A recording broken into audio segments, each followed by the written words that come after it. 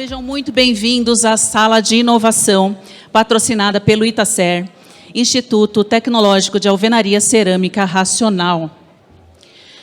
Acabamento fica mais fácil no concreto. Será? Mito ou verdade? Blocos cerâmicos oferecem superioridade no desempenho térmico. Será? Será que isso é verdade? Cerâmica quebra mais em obra e no transporte. Quem acredita nisso, levanta a mão. Ninguém? Construção no concreto, mais economia. Será que isso é verdade? Eu gostaria de convidar aqui no palco alguns palestrantes para falar um pouquinho sobre como a inovação de tecnologia digital está impactando as normas brasileiras e transformando a construção civil no país. Um assunto polêmico. Eu gostaria de convidar aqui Dionísio Clavdianos, engenheiro civil.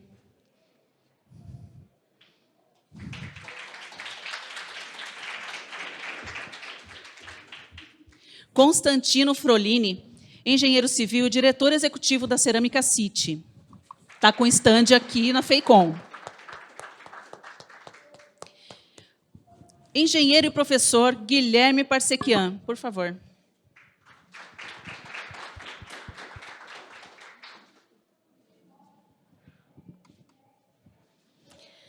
Doutora em materiais e superintendente do CCB, Ana Paula Margarido.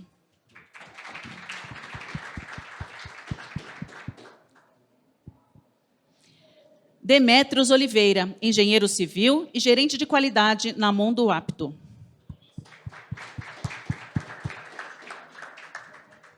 E o nosso moderador, Valêncio Garcia, engenheiro e mestre em computação e diretor da W Connect.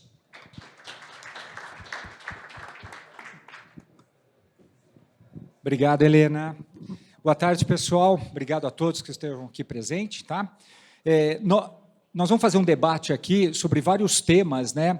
E esses temas, eles são consequência de uma pesquisa que nós fizemos para tirar dúvidas do segmento de construção. Então, nós gostaríamos que vocês aproveitassem muito, está tudo sendo filmado, e nós tornaremos público, já pedimos o consentimento a todos aqui presentes, e nós disponibilizaremos isso nos mecanismos digitais, ok? O debate e as perguntas serão feitos seguindo a seguinte roteiro.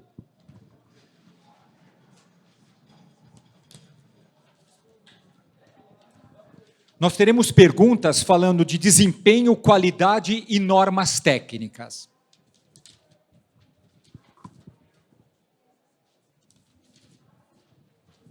Um outro grupo de perguntas falando de sustentabilidade e eficiência no segmento de construção civil. E, por último,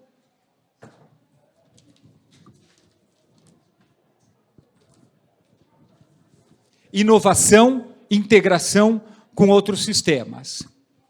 Então, vamos começar já com uma pergunta bem polêmica, pessoal. Eu já separei uma aqui.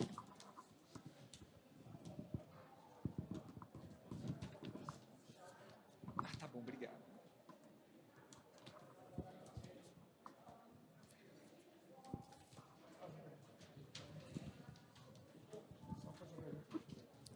Antes de fazer a pergunta, eu já gostaria de direcioná-la principalmente para os engenheiros que nós temos aqui. Tá? Então, vou começar provocando a doutora Ana, o Constantino e o Guilherme. Parabéns pela palestra, Guilherme, gostei muito. O Guilherme também é professor, pessoal, nos acrescentou muito.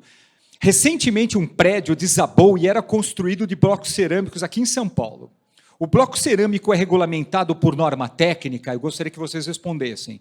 Continuando a pergunta, pode-se usar blocos cerâmicos para alvenaria estrutural? Quem assistiu à palestra do Guilherme sabe bem. Agora, se pode, por que o prédio caiu? A cerâmica não prestava, o projeto não prestava? Então, eu gostaria que vocês começassem a falando sobre esse acidente que aconteceu aqui em São Paulo e podem ter outros espalhados pelo Brasil inteiro. Quer começar por você, Guilherme, por favor? Bom, boa noite, boa tarde, né? Obrigado pela pergunta. A gente não participou da análise, né? A gente até assistiu um vídeo do prédio ruindo. Ele rui vertical. Então, ali é falha de resistência à compressão. Também, assim, não posso comentar, dar um parecer, mas o que eu ouvi é que aquele edifício tinha sido projetado para 3 pavimentos, já estava no 7º. Então, claramente, ali faltou as duas coisas. Muito provavelmente faltou um projeto, né, e faltou... O projeto era de 3, foi para 7 andares, né? Então, estava assim, já muito acima do coeficiente de segurança e provavelmente o bloco não tinha qualidade. Nós temos aí centenas, milhares, eu ia falar centenas de milhares, talvez chegue nisso, de construções em alvenaria estrutural, todas elas que são feitas com normas, que os produtos atendem normas, que o projeto atende norma, não tem nenhum caso de ruína. Então, certamente foi falha ou do material fraco, ou do projeto inadequado, ou do uso do projeto inadequado. Ele foi projetado para 3, já estava no 7º andar. Contra a estupidez humana, não tem projeto que sobreviva, Guilherme? Eu não sei o que aconteceu ali especificamente. Mas tudo leva a crer. Mas, assim, o que eu posso dizer é que aquilo não seguiu os padrões de norma, senão não aconteceria. Você gostaria de complementar? Doutora Ana, fiquem à vontade, tá bom? O que a gente levou... Bom, primeira coisa, só fazer uma errata. Eu sou arquiteto. Então, acho que eu sou o único arquiteto daqui, né? Apesar de todo mundo falar que eu sou engenheira, porque eu fiz engenharia mecânica também. Então é engenheiro. É por isso. Então... Vamos lá. Bom, mas com relação... O que a gente levantou com relação a esse edifício, quando ele caiu, eu estava com um cliente com um problema que eu tive que fazer um laudo, relatório, alvenaria estrutural, e eu estava morrendo de medo que o cara fez um monte de besteira na execução. E não foi na alvenaria estrutural, foi na estrutura de concreto armado, de embasamento, de subsolo e pavimento térreo. Quando caiu, cara, eu fiquei morrendo de medo. Eu fui atrás das informações. As informações que a gente levantou, a primeira, que vocês falaram muito bem, o projeto estava para 3 pavimentos, ele estava do 7º para o 8º, daí foi embargado. Era cerâmico, bloco cerâmico, só que, o que a gente descobriu? Que não era bloco estrutural. Ele pegou o bloco de vedação, furo na horizontal, e assentou ele na vertical, usou como se fosse estrutural. Isso tem muito prédio que foi construído no Brasil assim no passado, que a gente sabe dos problemas, principalmente no Nordeste, tem muito disso ainda acontecendo, mas ele usou o produto inadequado, a gente não sabe se tem projeto, também não posso dar parecer. A única coisa que a gente sabe é realmente, ele pegou o bloco, assentou o bloco horizontal, assentou na vertical, nesse caso. Isso a gente descobriu. Então, não é o produto adequado para um prédio de alvenaria estrutural. E o problema talvez não fosse nem só do produto, foi usar ele inadequadamente, né, Constantino? É tudo, né? Tudo, né? Que na construção civil... É como cai um avião, nunca é um único problema, não são é vários. uma única coisa. Exatamente. A construção civil tem aquela coisa. Não é... Para cair um prédio, tem que ter muito... A gente usa o coeficiente de segurança por causa disso. Tem que ter dado muita besteira. Tem feito muita coisa errada. Doutora Ana, gostaria de acrescentar? Eu vou na linha dos dois, né? Eu acredito que foi uma conjuntura de fatores, né? A falta de projeto, né? Eu acho que o projeto é a base para tudo, né? Então, se estava para 3 andares e foi feito 7, então está totalmente equivocado, realmente, né? As fundações, será que estavam prontas para isso, para resistir, né? O peso, enfim. E a gente sempre ressalta a questão do produto, né? Hoje a gente já tem programas de qualidade bem desenvolvidos, então a gente tem tanto o PSQ, né, do PBQPH, que testam os produtos, como a gente tem certificação em metro, que testam os produtos, todos eles são trimestrais, são em função de produção.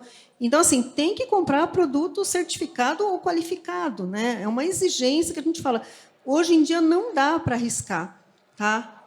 Não dá para arriscar. Então, precisa levar em consideração, na hora do projeto, já eleger produtos que você sabe que estão em conformidade, né? E se é com cunho estrutural, tem que ser um bloco cerâmico estrutural, né? Com essas características e com a resistência, né? A resistência adequada de acordo com a altura e as cargas, né? Tá?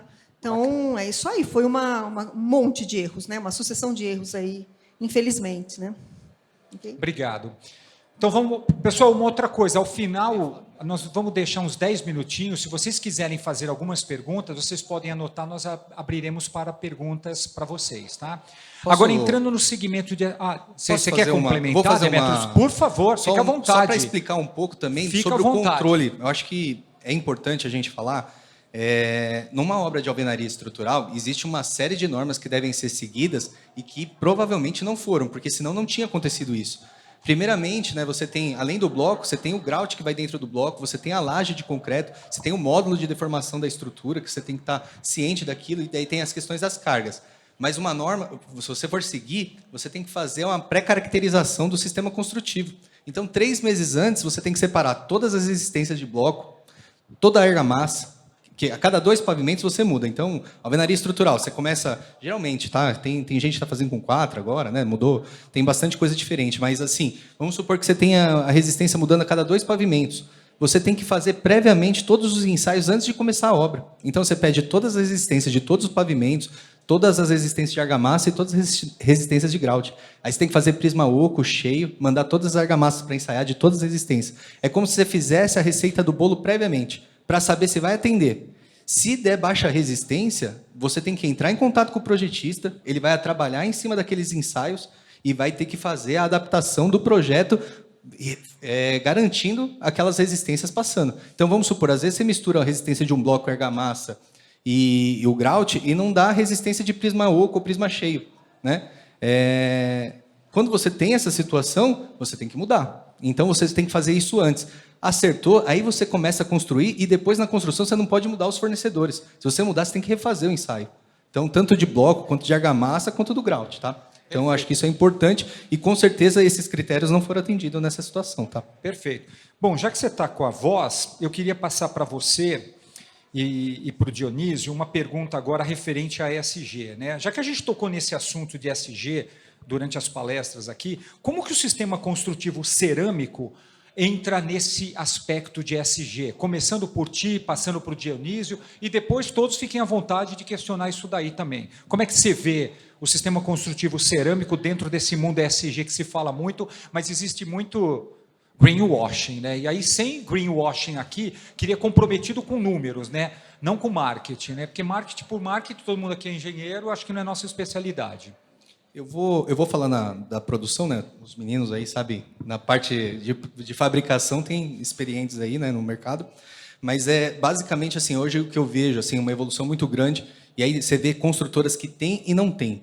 É um projeto de produção, né? Então é o projeto que vem a modulação da alvenaria, especifica cada tipo de bloco que você tem que usar, quais os tamanhos. É como se fosse um Lego. É um projeto de Lego, a gente considerando toda a família de bloco, né, que está disponível e você executar aquela parede no vão que é necessário. E isso você reduz drasticamente a questão de resíduos dentro do canteiro, né? Então, se você compara, recentemente a gente fez um projeto de alvenaria de vidração e a construtora não tinha. Você ia na obra que estava fazendo a alvenaria de vedação, estava lá o bloco cerâmico, o cara não sabe onde encaixar o bloco, o que ele faz? Ele quebra. E aí depois vai pôr a culpa no bloco. O bloco não aguenta, vai falar que ele estoura, quebra, na hora que vai manusear dá problema. E não é a verdade, né? O cara vai lá para adaptar a paginação da parede, ele vai lá e quebra, né? Então, você tendo já um projeto específico para você encaixar o bloco em determinado lugar certinho, qual é o tamanho, isso ajuda muito, né? Então, no ESG? No ESG, com certeza, porque daí você diminui a questão de resíduos, né? O ESG está ligado na parte ambiental, você reduzir resíduos. Perfeito. E isso que eu estou falando, assim, liga total para a obra reduzir e fazer o controle de resíduos que vai de material que não vão ser utilizados. Então, você utilizar ao máximo o material que está disponível ali e você fazer um bom proveito sem desperdiçar. Tá? Perfeito. Dionísio, você quer acrescentar alguma coisinha em cima do segmento construtivo cerâmico, baseado na tua experiência também de engenheiro, como é que você vê isso?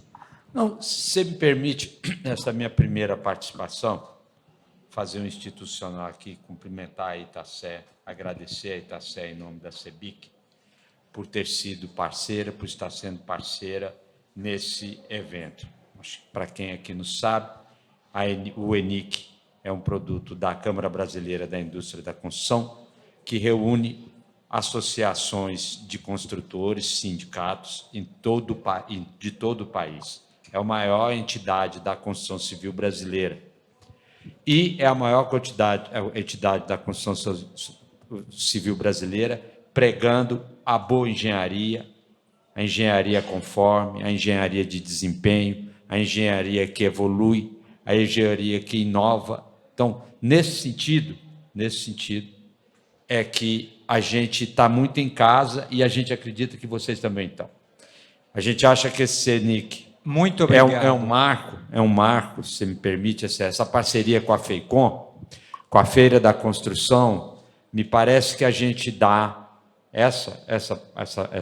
esse tipo de trabalho que está tendo aqui, esse tipo de debate, a gente eleva o patamar de qualificação do profissional que vem aqui. Então, nesse sentido... Perfeito. Então, nesse sentido, é óbvio que uma empresa que procura preservar o ambiente, que respeita as causas sociais e que tem governança, e se trata das empresas que são associadas aqui à Itacé. Perfeito. Também, as 12 maiores cerâmicas do estado de São Paulo. Eu acho que isso é válido para qualquer tipo de empresa. A gente sabe que a construção civil não é uma indústria simples para o meio ambiente, né? É uma indústria que extrai, é uma indústria que, de fato, na hora de gerar resíduo, gera muito resíduo, é uma indústria ainda que preocupa muito o mundo enquanto da questão da preservação.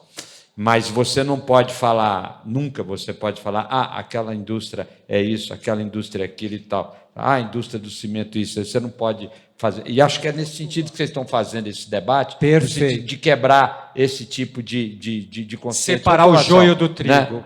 Não é nem separar o joio do trigo, é você questionar melhor, né? Você elevar a discussão no que diz respeito a esses rótulos. Né? Então, não é o caso da empresa aqui, e as indústrias, e aí estou falando mais do que a indústria de cerâmica, do pessoal da Itacé, essa indústria de alvenaria, a indústria do bloco cerâmica, sempre foi uma indústria muito importante, é uma indústria muito importante para a população brasileira, no sentido de empregar, no sentido de usar um bom material, e trabalhos como esse só qualificam esse trabalho. Então, nessa primeira observação, eu queria colocar essas questões aí. Obrigado. Você quer complementar, Constantino, Ana, Guilherme? Você tem todo o domínio sobre esse assunto. Então, eu estou perguntando para os demais e, de repente, você pode fazer o fechamento. Só queria agradecer, em nome da Itacera, a CEBIC que abriu espaço para a gente. Acho que, assim, tenho certeza que os meus outros companheiros ali de Itacera farão das minhas palavras o agradecimento que a gente teve pela CEBIC poder abrir o espaço para a gente estar aqui dentro da casa da CEBIC e passando essas informações. Eu só queria dizer Ana. assim, né? A gente está vivendo um mundo de mudanças, né? Visíveis, né? Tragédias e mais tragédias. Graças a Deus que o Brasil não tem terremoto, mas a gente não sabe até quando, né? Isso vai acontecer, porque tem acontecido coisas aí que a gente não, né? Nunca previu e estão acontecendo. Então, assim, o estrago no meio ambiente, ele é grande, né? Ele é muito grande. E, assim como o Dionísio falou, a construção civil tem, sim, uma pegada pesada aí, né? Mas ela é necessária, né? Então, tudo que envolve o ESG, né? Tanto ambiental, social como governança, ele vem é um caminho sem volta, tá? É um caminho assim, as empresas, independente da empresa, do fabricante, da construtora, do fornecedor de concreto, enfim, independente do sistema, né, da cadeia produtiva aí de construção civil, eu acho que é um caminho sem volta. Vai ter que fazer, gente.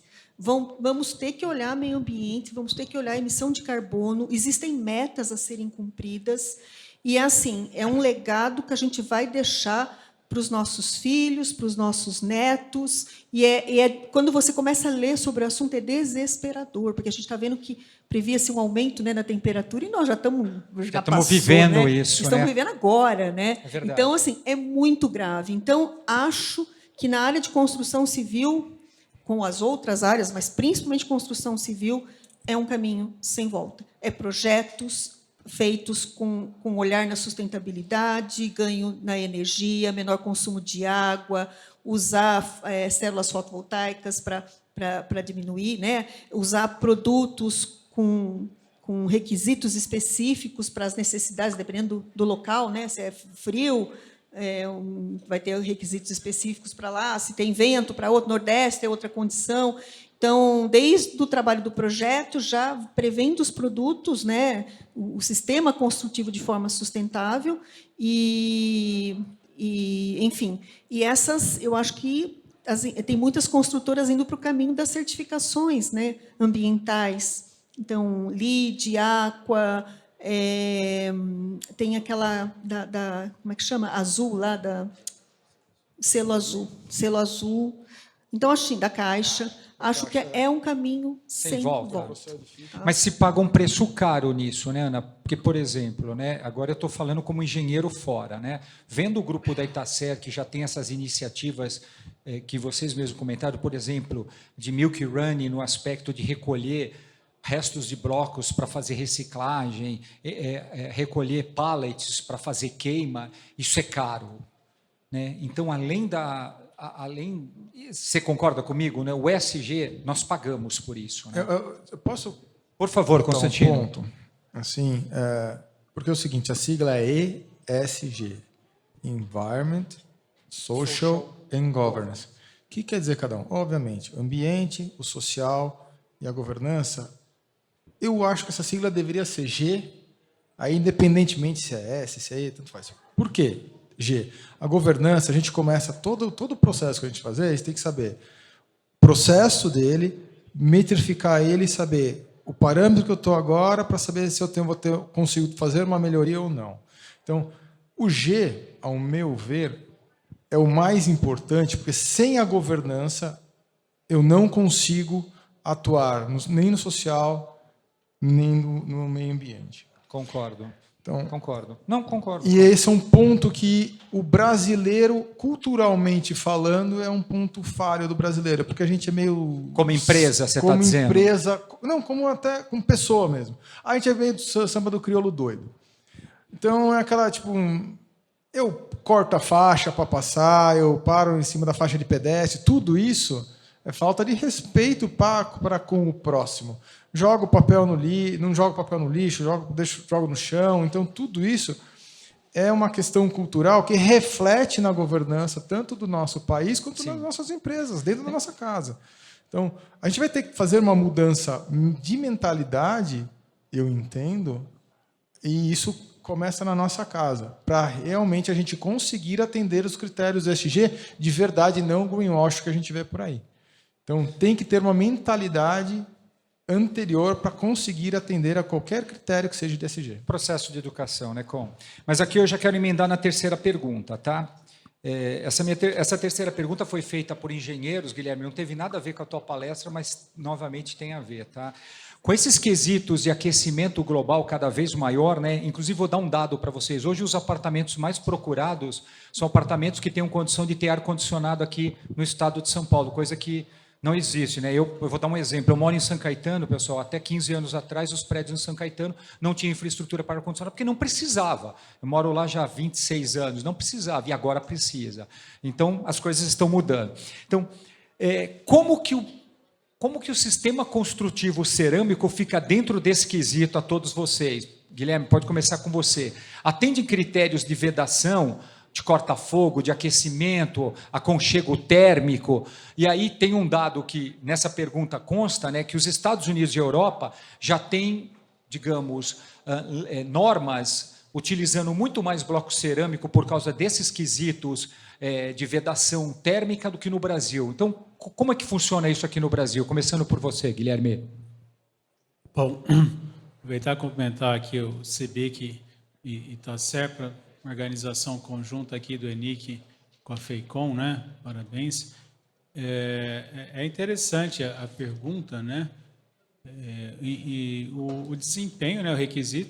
O desempenho tem a ver com requisito, né? Então, as nossas alvenarias, os nossos blocos cerâmicos, eles atendem, eventualmente com alguma necessidade de revestimento ou não, aos nossos requisitos de conforto térmico, de conforto... Mas, Guilherme, deixa eu te provocar. Quando você fala atende, como engenheiro, eu sei o que você está dizendo. Mas eu quero entender, assim, custo-benefício, qual seria o sistema construtivo mais adequado para esse quesito, por exemplo, térmico, em relação a todos os outros sistemas construtivos? Porque senão a gente fica em cima do muro. Eu preciso tirar você de cima do muro.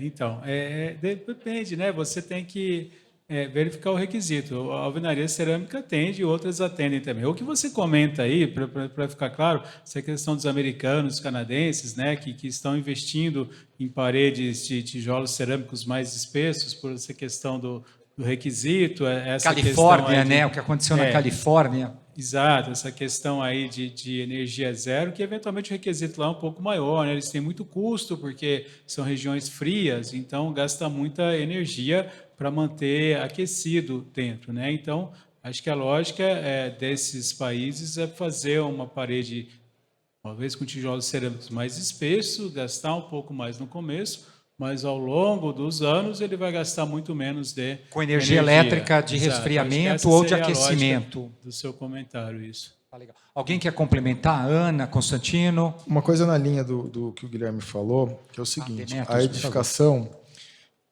ela tem um custo de projeto, execução, deixar ela pronta para uso, construção e deixar ela pronta para uso, e outro custo de manutenção, que é a vida útil que o usuário, a gente fala usuário, mas a pessoa que estará lá vai utilizar aquela edificação.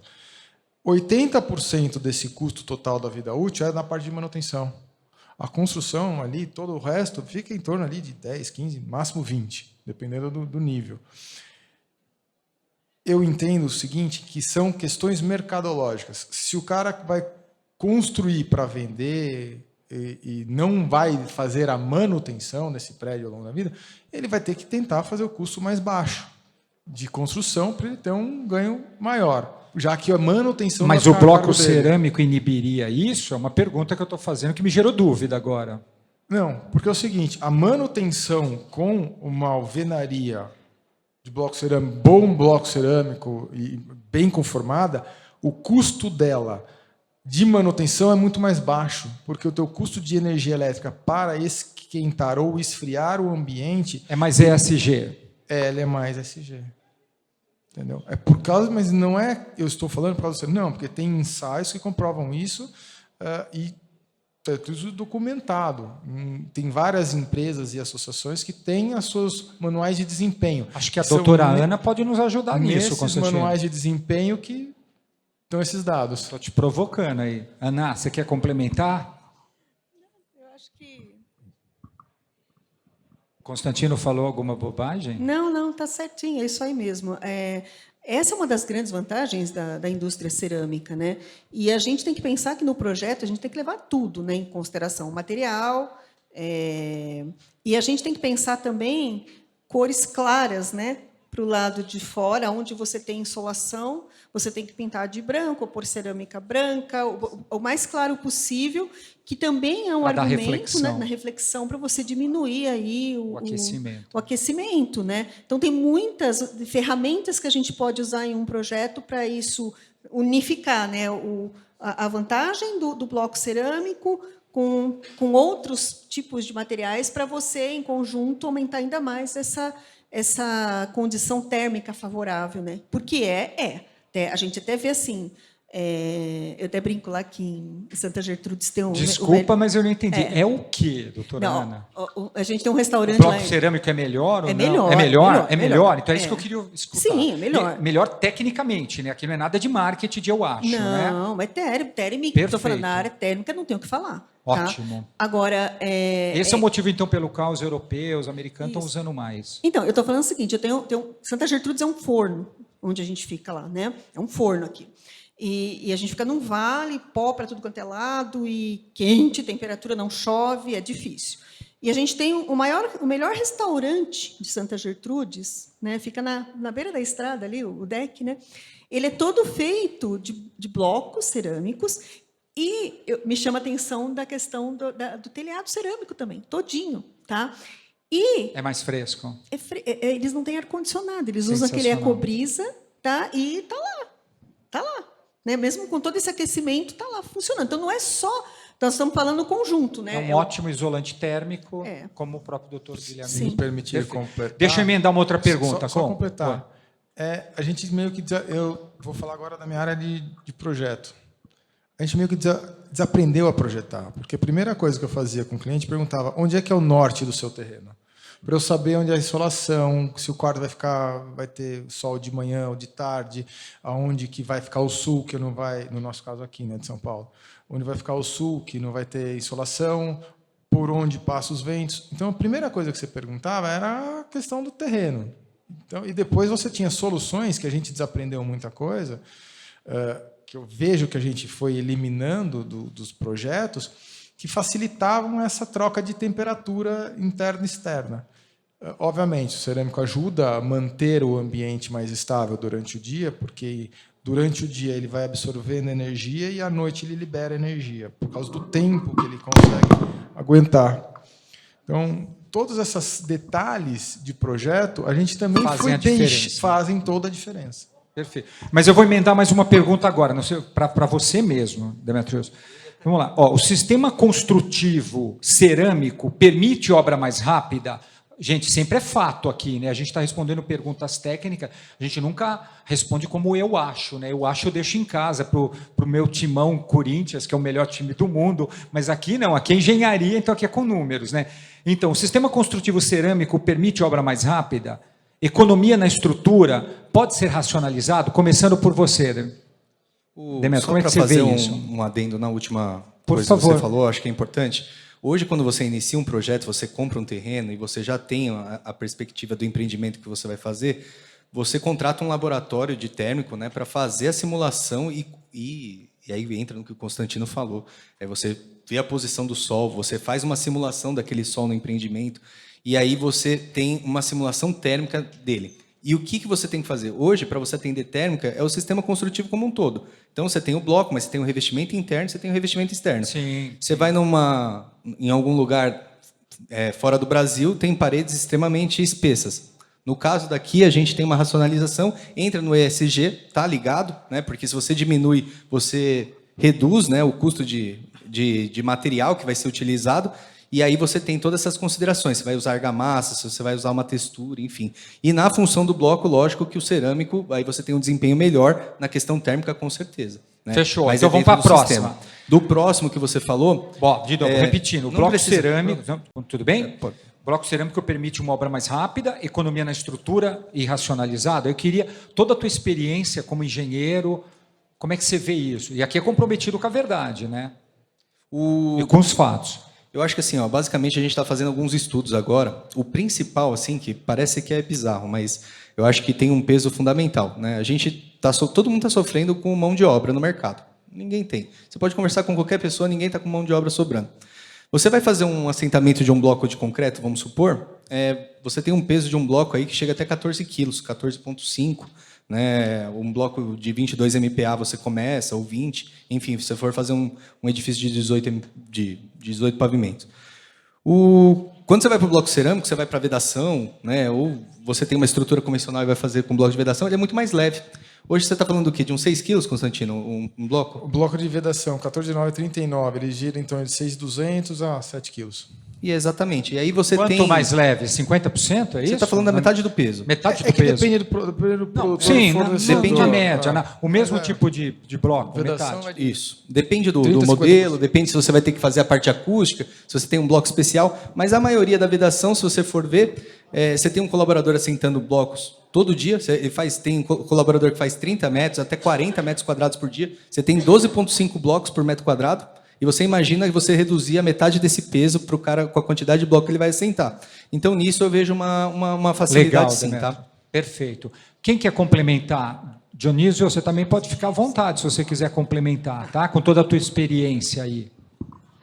Não, mas olha, até porque eu sou institucional e até porque eu estou vendo aqui, tem um timaço aqui de técnicos aqui, eu estou calado, estou aprendendo.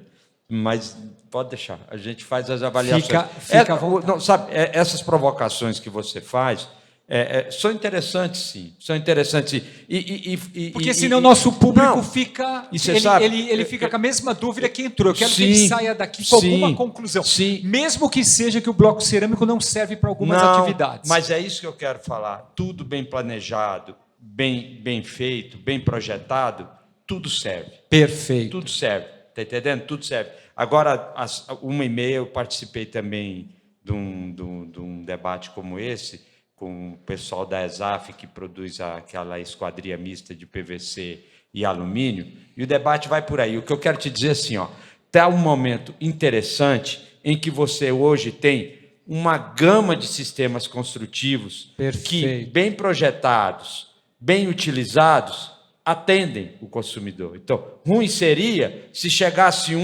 e tivesse escanteado o bloco cerâmico. Isso nunca vai acontecer, por uma série de razões, várias delas estão sendo colocadas assim. Mas quando você eleva a discussão e coloca o nível técnico assim, é muito bom. Perfeito. Então, é muito bom essas provocações, as pessoas tirarem esses tabus e tudo. E, no final, eu volto a te dizer, para mim, a conclusão vai ser sempre essa. Muito bom que a gente tenha uma indústria de cerâmica organizada ou se organizando para que o principal não aconteça, coisas como a Ana trabalhou muito tempo, a gente se envolveu muito daquela questão das cerâmicas que desplacavam e tudo isso daqui. A gente quer que esse tipo de coisa não aconteça. E não acontece com organizações como essa, debate como esse. Muito bom. Perfeito. Então, a gente tem muitas perguntas, pessoal. A gente só tem 26 minutos, então eu já vou passar para a próxima. Pode ser? Tem uma pergunta aqui que eu vou precisar de vocês técnicos para me ajudar, tá? Projetos com modulação BIM, BIM, já são uma realidade no Brasil.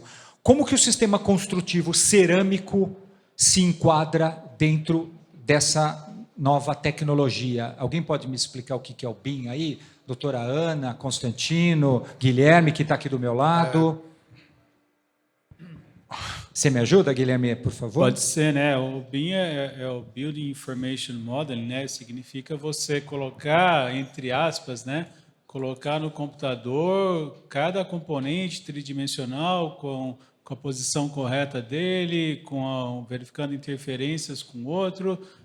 Eventualmente, o BIM pode conter até o custo daquele componente, pode conter o custo ambiental. Significa você ter um modelo completo da sua edificação, com as várias disciplinas, onde você consegue tridimensionalmente enxergar tudo que está acontecendo, que vai acontecer. Inclusive, um CAD aprimorado, doutor Guilherme, assim, de uma forma simplista. Porque, você pode ligá-lo a questões de orçamento, você pode ligá-los a questão até de planejamento físico aí da sua construção.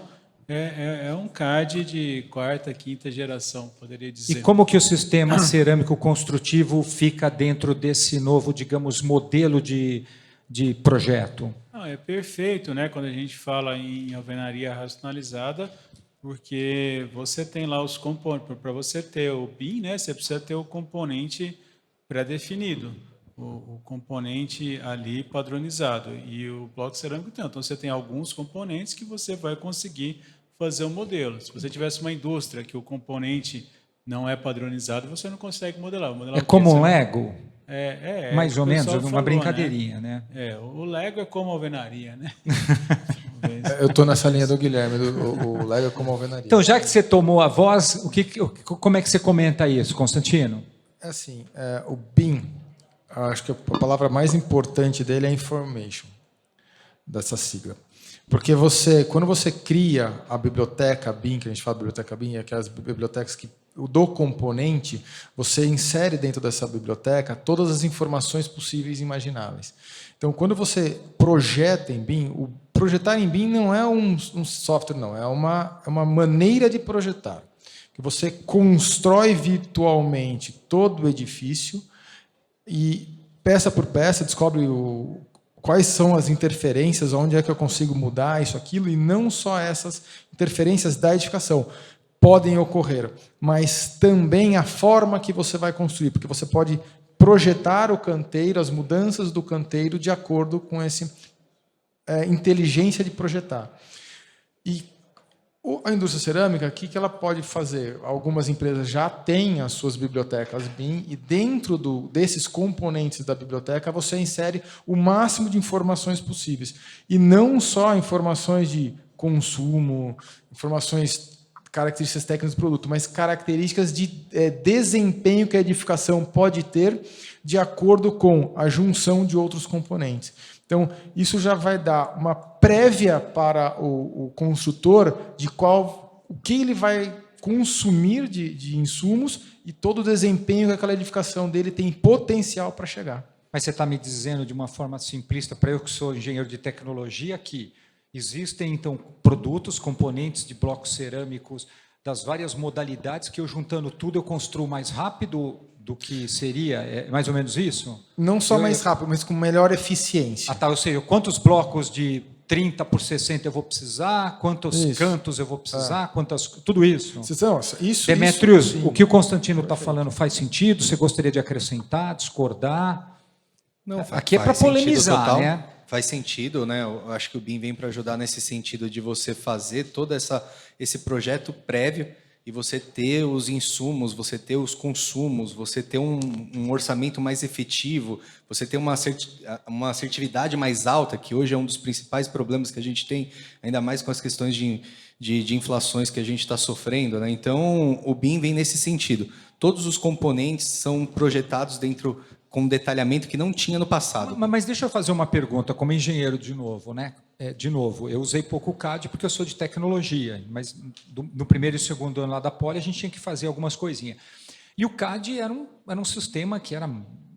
Engenharia 35 anos atrás é foda, né? Estou velho, mas então... Mas isso é acessível? A pergunta que eu faço, os softwares de BIM hoje são acessíveis aos escritórios de...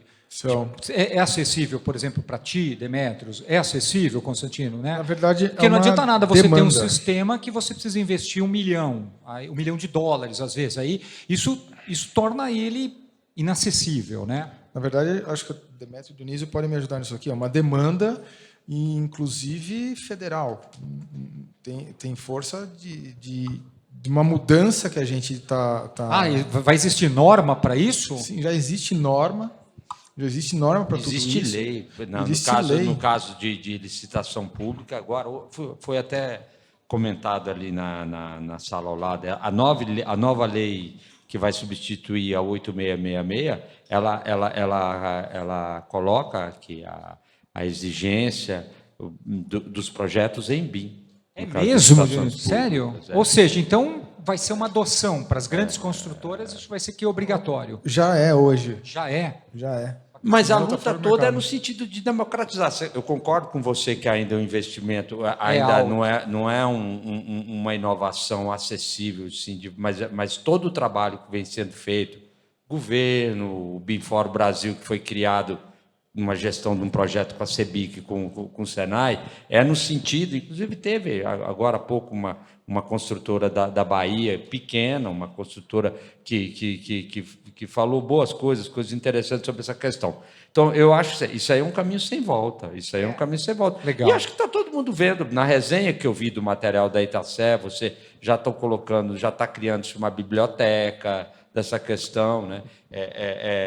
Talvez hoje a importância que se dê, o impacto que tem é bem maior do que a gente conversa, do que a gente vê na realidade. Mas isso é um caminho, no meu entender, é mais complexo, exige mais aculturamento, existe mais...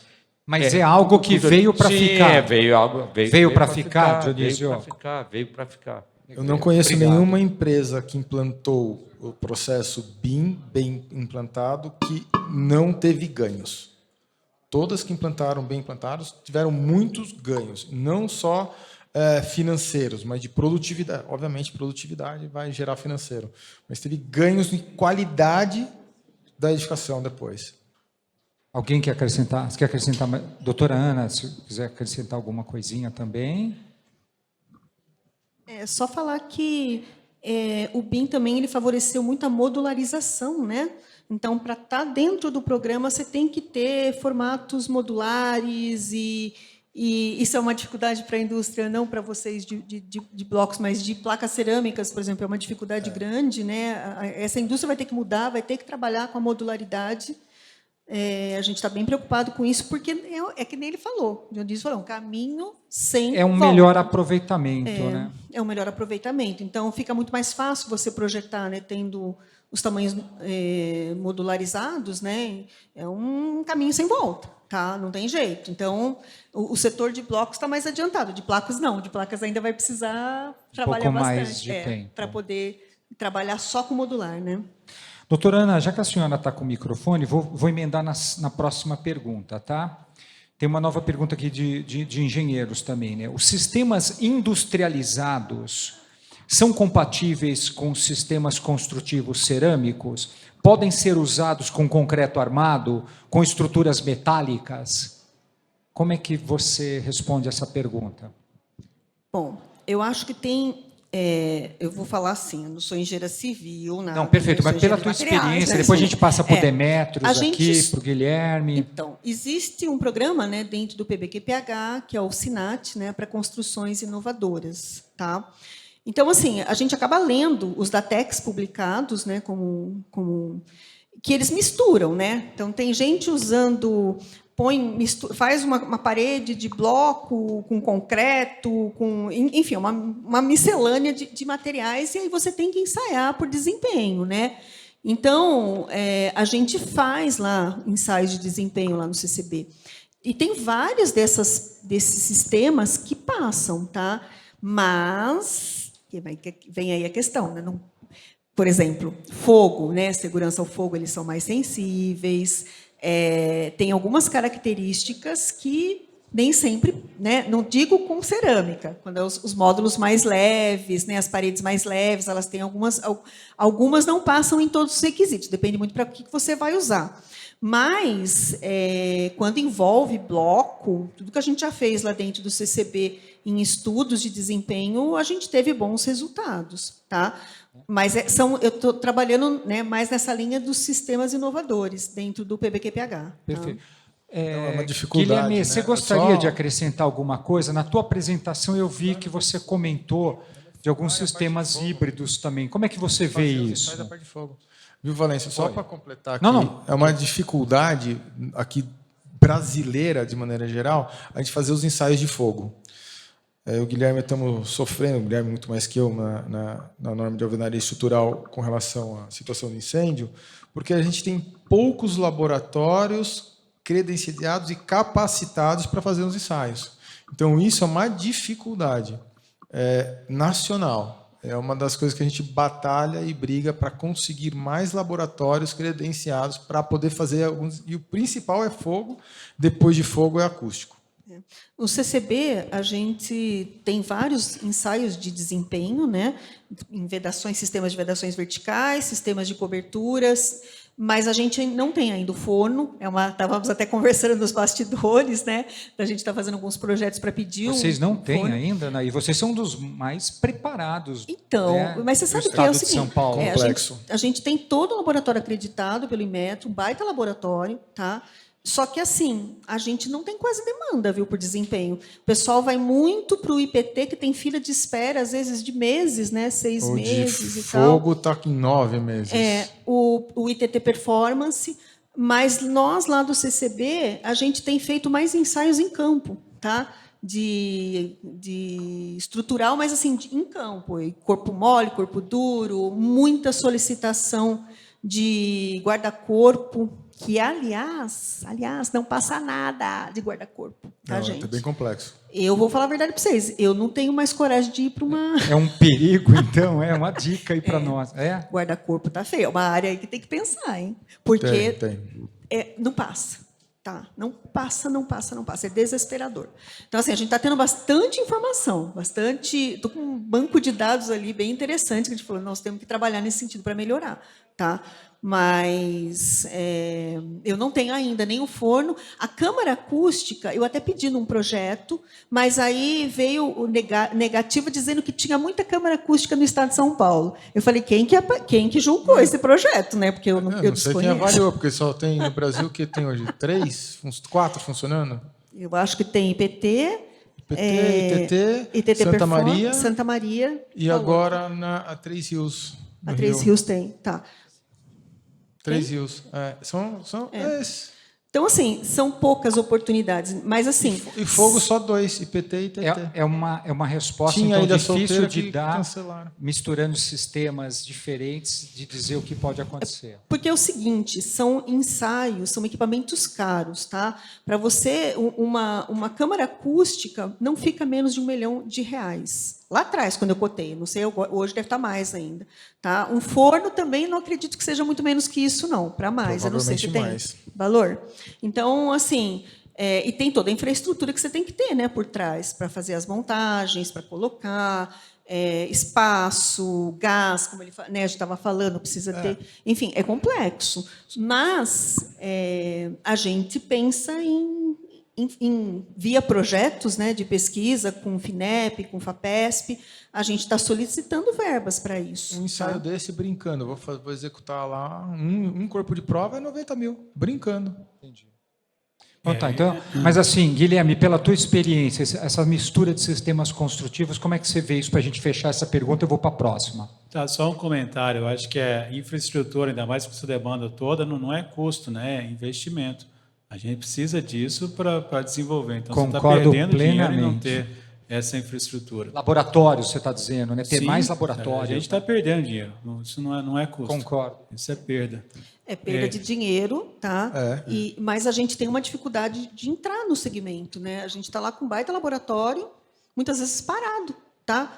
Tem fila de espera no outro e a gente parado lá, acreditado pelo Inmetro, mas eu não sei o que acontece. Mas não é falta de conhecimento isso, Ana, então, talvez? não sei, né? A gente está fazendo divulgação. A gente tem muita demanda para ensaios em campo, tá? Acústica em campo, como eu te falei, estanqueidade em campo, guarda-corpo, mas assim, perto do que eu imaginaria, né?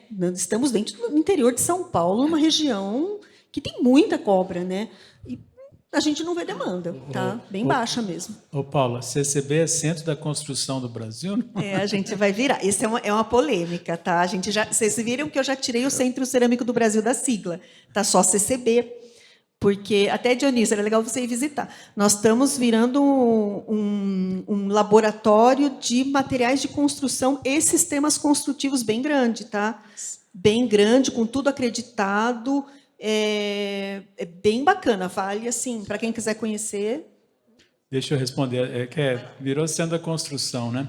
Deixa eu responder a sua pergunta sobre sistemas híbridos. Sim, é uma solução. Às vezes você tem algum tipo de sistema, madeira, por exemplo, que é eficiente para perfis pequenos, para compressão. Eventualmente você coloca uma parte do edifício com paredes de alvenaria para ter o travamento, para a força lateral. Isso é muito comum fora daqui, né? É muito comum aqui também. A gente, cada vez mais, por exemplo, vê construções em madeira, né? Edifícios mais altos, e mesmo no Brasil a gente tem já alguns casos em que um núcleo foi feito em alvenaria para garantir a estabilidade. Um exemplo. Perfeito. Demetrios, essa pergunta é para você, porque ela já foi respondida de certa forma aqui, tá? Mas existe uma pergunta aqui dizendo assim, olha, o bloco de concreto é aproximadamente o dobro do peso de um bloco cerâmico. Isso significa que ele é o dobro mais resistente que um bloco cerâmico? Ou seja, o bloco cerâmico é muito mais frágil numa construção? Começando por você. Os dois sistemas, tanto de bloco de concreto quanto cerâmico, têm resistências, né, e têm processos construtivos para atender aquelas resistências, né. Eu acho que um exemplo claro, a gente vê muito prédio de alvenaria estrutural, que eu acho que é 70% dos edifícios são em bloco de concreto. 70% do sistema construtivo comparado com estrutura convencional versus alvenaria estrutural, 70% das obras são em alvenaria estrutural. E aí você pega por região, né? Você pega o sul, né, que a gente estava falando esses dias aí, que a gente estava conversando, todos os empreendimentos são em bloco cerâmico, né? E lá tem uma questão térmica assim absurda, né? Lá tem condensação dentro do apartamento, as paredes soam, né? Escorrem água, né? E aí você tem um critério que isso tem uma série de desempenhos aí que você vai para a parte térmica, tal, enfim. Mas em questão de resistências, ambos você tem bom desempenho e tem processos, né, internos aí de fabricação que atendem às resistências necessárias. Legal. Alguém quer acrescentar mais alguma coisinha? Por norma, né? Os dois produtos têm norma e as normas classificam o produto em resistência. Né? O bloco de concreto... Mas um é o dobro do peso do outro, ou seja, o Mas dobro da isso é informação massa, do e produto. mesmo assim a resistência não é tão superior. Não, porque, assim, vamos lá. O cerâmico, o processo produtivo do cerâmico, ele vai se sintetizar a argila com adição de calor, depois ele muda de estado e ele vai ganhar todas as características de uma cerâmica com essa sinterização. A Ana Paula pode falar muito melhor que eu sobre isso. Só que o concreto, como que você consegue a resistência? A relação água-cimento e agregado. Então, você consegue acertar essa relação água-cimento agregado para dar a resistência que você quer. Tem que ser obviamente, o produtor de bloco de concreto não vai gastar muito nessa relação, vai fazer a relação melhor custo-benefício para que dê aquela resistência. Né? O cerâmico, a gente não tem esse controle de relação... Então, a gente basicamente só sabe a resistência do bloco depois que a gente ensaiou ele. A gente nunca vai ter uma prévia do quanto ele vai ter.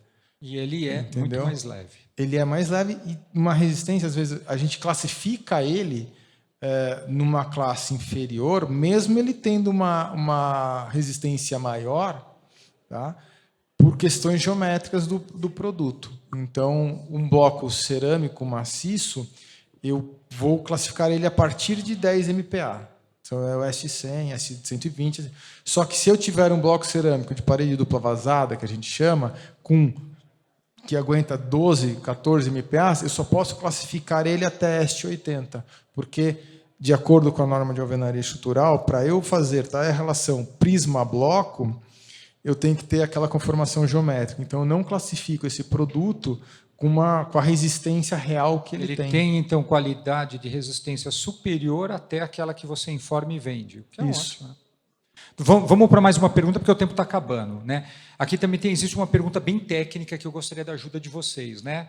O sistema construtivo cerâmico, ele contribui com as ODs da ONU? Aí eu queria até entender o que são as ODs aí, Guilherme, Ana, vocês me ajudam?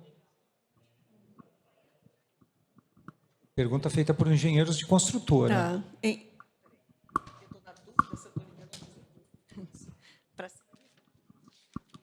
Então, as ODS, né, a gente teve Perdoa, ODS. a ODS. A gente tem várias ODSs, né, que são classificadas dentro da sigla de ambiental, tem na parte, envolve o ESG completo, né, tem trocentas, eu não sei agora de cabeça, até o Marcelo Suster, que está aqui, é o meu especialista, mas tem várias, com várias pretensões que a gente vai ter que cumprir num futuro próximo. Tem uma data, né? Se eu não me engano, é 2030, a gente já tem que ter, né? 2030, a gente já vai ter que atender uma parte dessas, praticamente isso tudo, Brasil, né? Isso Brasil? Mundo. Tá? Brasil isso não é só para o Brasil é signatário dessas normas. Todos nós somos, né? Então, a gente vai ter que seguir essas ODSs todas que trabalham aí para melhoria geral na área de sustentabilidade do meio ambiente, na área de governança e na área de social, né? Que é um outro ponto aí importante no tripé. Então, hoje, né, a apresentação que eu fiz mostra, por exemplo, no caso que eu apresentei, o case, né, da indústria que eu apresentei, ela atende várias das ODSs, tá? Em todos os sentidos, no sentido ambiental, no sentido de governança e no sentido social. Quando eu não apresentei a parte social, mas eles fazem cursos, eles trazem a comunidade para dentro da empresa, tem uma série de ações que afetam, né, tanto os funcionários da empresa como a comunidade em torno dela, né? Então, tem que ser feito, gente. Hoje em dia é um caminho sem volta, né? E, de novo, até nós, como laboratório, né, a gente está fazendo um monte de trabalhos em Santa Gertrudes, né, a cidade que a gente está, na área ambiental voltado a pó, né, voltado ao particulados. Que lá, você sabe, né, Santa Gertrudes é considerada uma das cidades mais poluídas do Brasil. Chega a ser do nível de Cubatão. Tá? Nossa, sério isso? Seríssimo, né? Isso. E a cidade, toda vez que começa a fazer calor, vai para a televisão e dá aquele, né? E nunca ninguém mediu exatamente o que acontece. o CCB está fazendo um baita de um trabalho desse de medição, tá? A gente vai medir várias regiões, a gente vai ter um estudo de dispersão atmosférica para posicionar os equipamentos, e vamos fazer pela primeira vez entender de onde está vindo esse pó todo, se é tudo da cerâmica, quanto que a rodovia contribui, porque tem isso também, né? Você tem contribuição de várias, ali você tem uma rodovia cortando no meio, uma rodovia gigante, né? Um tráfego intenso, você tem cerâmica, você tem jazida para tudo quanto é lado, né? Mineração para tudo quanto é lado, e você tem cana, né? Cana de açúcar.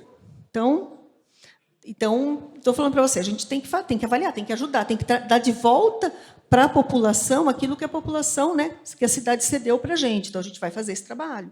Tá?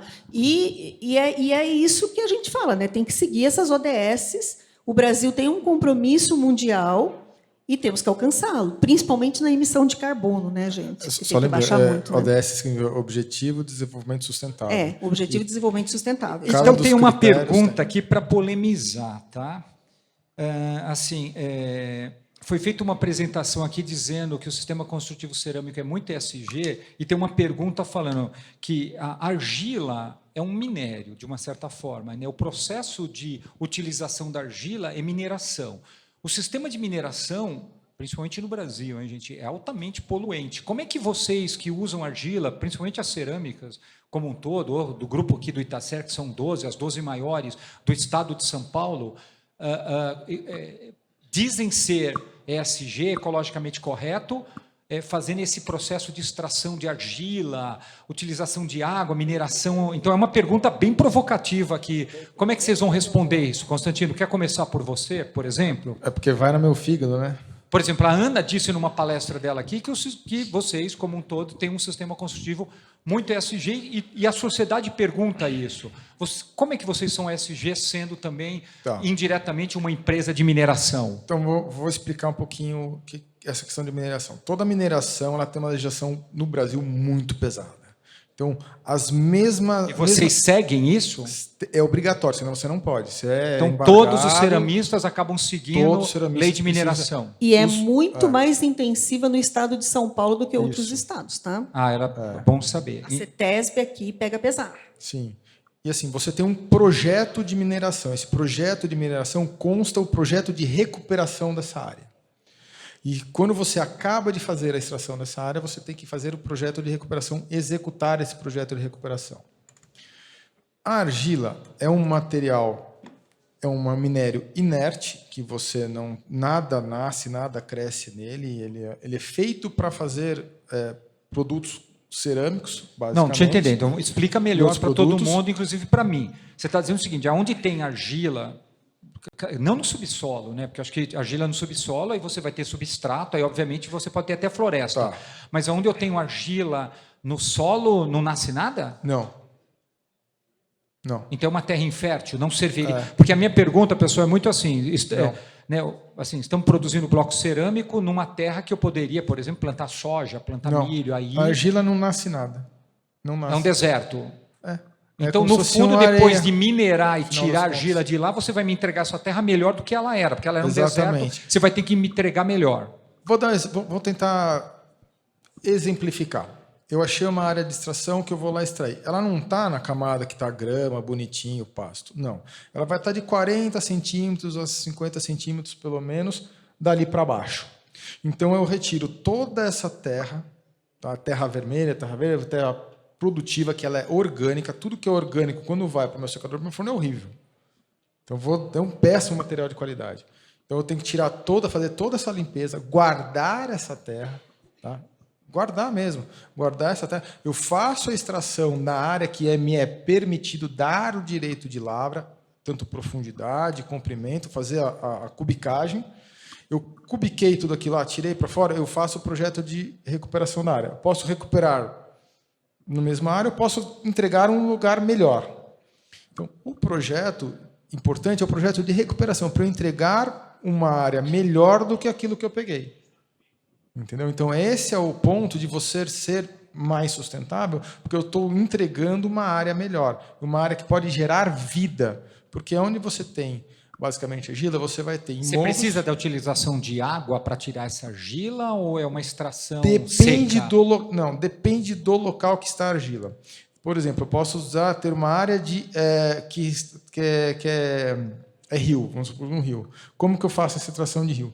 Eu abro um braço dele, fecho o braço, faço a extração, ou seja, eu estou desassoreando o rio, voltando o rio a ter uma profundidade que ele tinha no começo. Então, essa daí eu te peguei e tirei. Essa é uma das formas de eu fazer a extração de argila. Outra tem a extração de argila de morro, que é o meu caso atual. Dos meus avós e primos era de rio. Então, eu vou lá, tem um morro, uma montanha, uma planície, onde eu retiro poderia ser um pasto, alguma coisa, toda essa terra orgânica, retiro a argila, aí depois eu começo o meu processo produtivo com os diferentes tipos de argila. Volto à terra e faço aquela área de recuperação. Uma das áreas de recuperação que a gente tinha era um charco, essa que tem lá na fábrica, era um charco, não tinha nada, era só... Mas assim, eu não gostaria que você usasse também somente, digamos, a cerâmica da qual você representa e faz parte, mas você fazendo parte do Instituto e com o conhecimento que você tem, como é que você vê os demais ceramistas eles são que fazem parte do Instituto? É geral? Isso se aplica a todos? Se aplica a todos. Todo mundo tem que seguir a mesma legislação. Todo mundo tem um projeto. Todo mundo tem outros ceramistas aqui. Todo mundo tem um projeto de recuperação diária. Tá?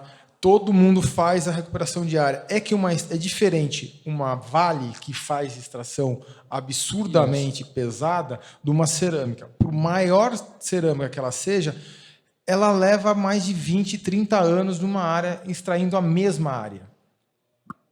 É 20, 30 anos para você chegar ao esgotamento se você for uma área pequena e for muito agressivo. Tem esse detalhe. Entendeu? Se for uma área pequena, olha só, se for uma área pequena e ele for muito agressivo, senão o consumo dele não vai levar 20, 30, 40 anos para esgotar uma área de extração. Entendeu? Então são áreas pequenas, não são áreas grandes. O comparativo que as pessoas fazem é com uma Vale, que é diferente, ou uma Votorantim, que é diferente, é outro tipo de extração. Que é intensivo. Entendeu? Que é muito mais agressivo, muito mais intensivo. Então, tem que fazer essa avaliação. No nosso caso, nós somos muito menores, a área é muito menor, e a gente, querendo ou não, agride muito menos. É pelo nosso processo. Pessoal, estourou o nosso tempo. Eu queria agradecer demais a vocês e queria, de repente, fazer uma pergunta a todos. Vocês gostariam de fazer alguma pergunta a alguém presente aqui? Sintam à vontade, são pessoas especialistas. Sem perguntas? Então, eu queria agradecer demais, Guilherme, professor, obrigado pela tua presença, obrigado por todo o compartilhamento de conhecimento. Dionísio, obrigado pela tua presença, em nome da associação, do CEBIC, de todos. Constantino, obrigado como representante fundador da Itacer e cofundador, né, diretor executivo da CIT. Ana, obrigado com todo o teu conhecimento como doutora do CCB. Demétrios, obrigado como engenheiro, superintendente da Mundo Hábito. Gente, eu queria agradecer a todos, obrigado pela atenção de vocês. Como eu comentei anteriormente, né, nós filmamos tudo isso, deixaremos públicos e nos veremos no decorrer da semana com mais palestras. A Helena mesmo comentou, todo dia aqui nós quebraremos mitos. Mito ou verdade, nós teremos isso todos os dias. Fiquem à vontade para participar conosco. Uma boa noite, aproveitem, bom retorno, boa feira.